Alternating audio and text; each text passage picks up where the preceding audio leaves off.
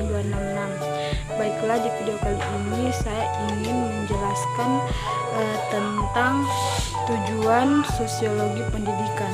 Ya, di mana definisi sosiologi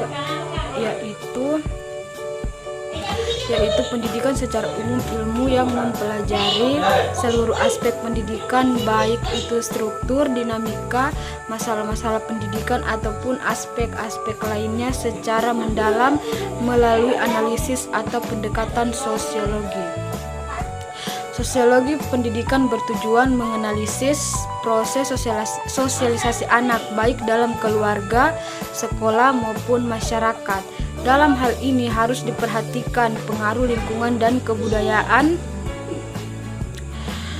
masyarakat terhadap perkembangan pribadi anak. Misalnya, anak yang terdidik dengan baik dalam keluarga yang religius setelah dewasa atau tua akan cenderung menjadi manusia yang intelektual, akan cenderung memilih atau mengutamakan jalan intelektual pula dan sebagainya.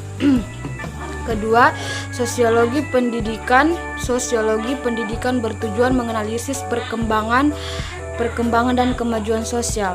Banyak orang atau pakar yang beranggapan bahwa pendidikan memberikan kemungkinan yang besar lagi kemajuan masyarakat karena tidak memiliki ijazah yang semakin tinggi akan lebih mampu menduduki jabatan yang lebih tinggi pula, serta penghasilan yang lebih banyak pula, guna menambah kesejahteraan sosial.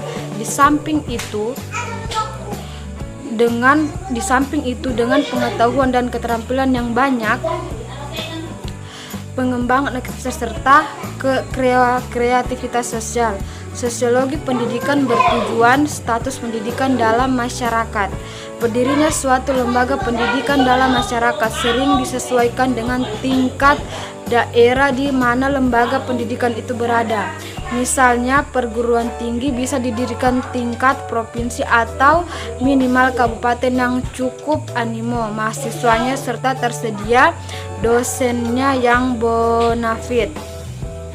Sosiologi pendidikan bertujuan menganalisis partisipasi orang-orang terdidik atau berpendidikan dalam kegiatan sosial. Peranan atau aktivitas warga yang berpendidikan intelektual sering menjadi ukuran tentang maju dan berkembang kehidupan masyarakat. Sebanyak warga yang berpendidikan tidak segan-segan berpartisipasi aktif dalam kegiatan sosial, terutama dalam memajukan kepentingan kebutuhan masyarakat. Ia harus menjadi motor penggerak dari peningkatan taraf hidup sosial.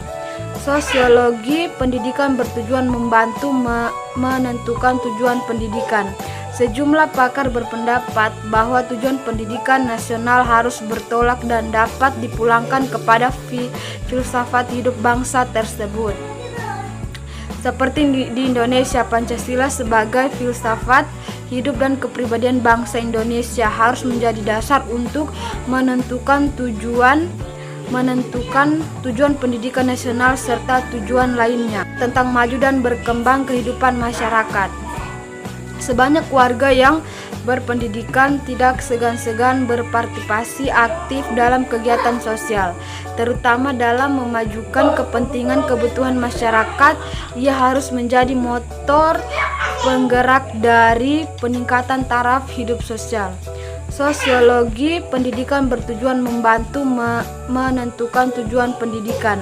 Sejumlah pakar berpendapat bahwa tujuan pendidikan nasional harus bertolak dan dapat dipulangkan kepada filsafat hidup bangsa tersebut.